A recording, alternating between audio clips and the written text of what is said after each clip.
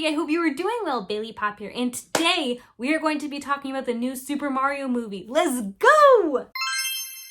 Hello everyone, welcome back to my channel. If we haven't already met, my name is Bailey. Nice to meet you. I love anime, Marvel, and Disney, and much more, so if you enjoy that kind of content, make sure to stick around. And yes, today I went and saw the Super Mario movie. I will try to keep this review as spoiler-free as possible. In general, I'll be talking about character development, how I thought the animation was, my opinion on how the story progressed, things like that. If you don't know what the plot is to the Super Mario movie, it's about Mario going on a journey to save his brother Luigi. There's some other curveballs in there, but I won't really say anything. Along the way, he makes friends like Peach and Toad. He also meets characters like Donkey Kong, and many of them work together to try to defeat Bowser, the big bad. Let's talk about the voice actors. I genuinely can't think of another person that would have nailed Bowser the way Jack Black did. He brought the right amount of drama and comedy to this super big bad evil character. Honestly, I'd be more afraid of Bowser than Darth Vader. And I loved the direction that Illumination chose to go with Bowser in this movie. It wasn't 100% all menace the entire movie. He had some moments where he showed a lot more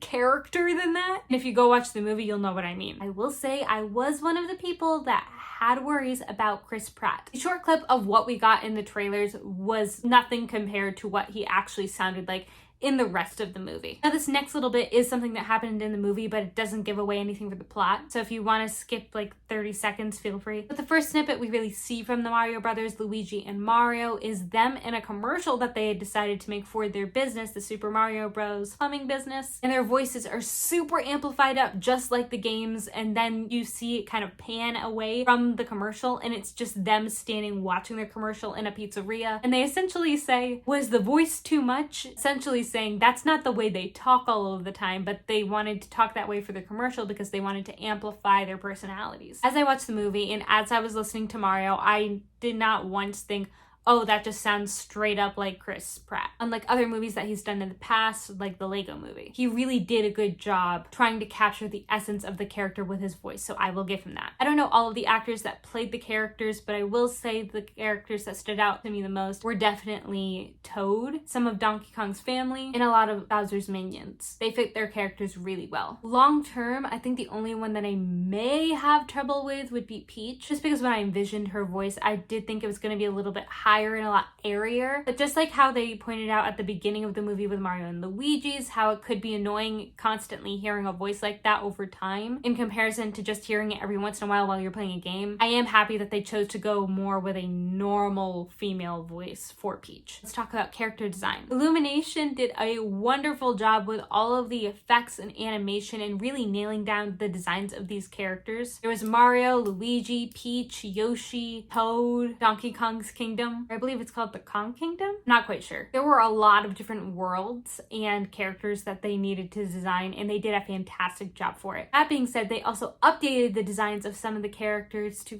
fit the worlds that they were in without losing the true essence of what the character was. 98% of it was spot on. I think the one that they took the most liberty on was Peach. There were some shots where she looked more like her normal self, but in general, it reminded me a lot of Illumination's style. Did the side characters help achieve the main character's goal, or did they get in the way? They never got in the way. If anything, they kind of just disappeared. For the little backstory that they did give some characters, it was nice because it gave the story a little bit more depth, but overall the story was very fast-paced and they got through a lot of content. But it never felt rushed.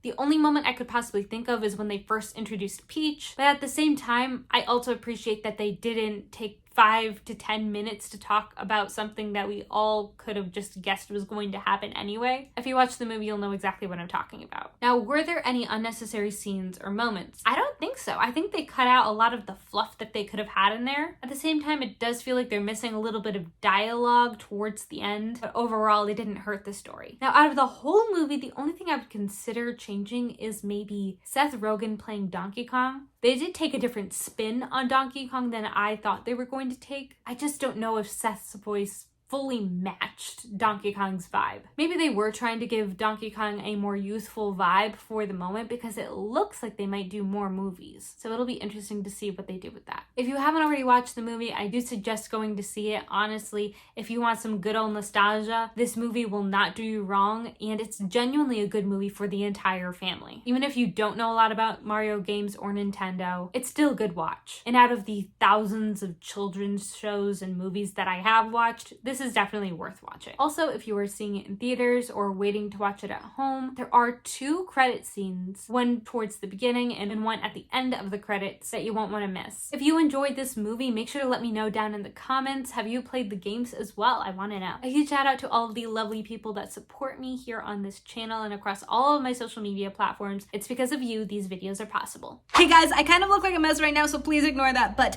I am at WeebCon and I just got 3 Super Mario customs and I'm super excited. First, we have Yoshi. I'll take these out of the box when I'm at home. We have Mario and we have Luigi. Again, these are not official Funko Pops, but it's super exciting to own these. All right, guys, this is the end of the video. Always remember, you are loved, you are valued, and you are enough. Bye!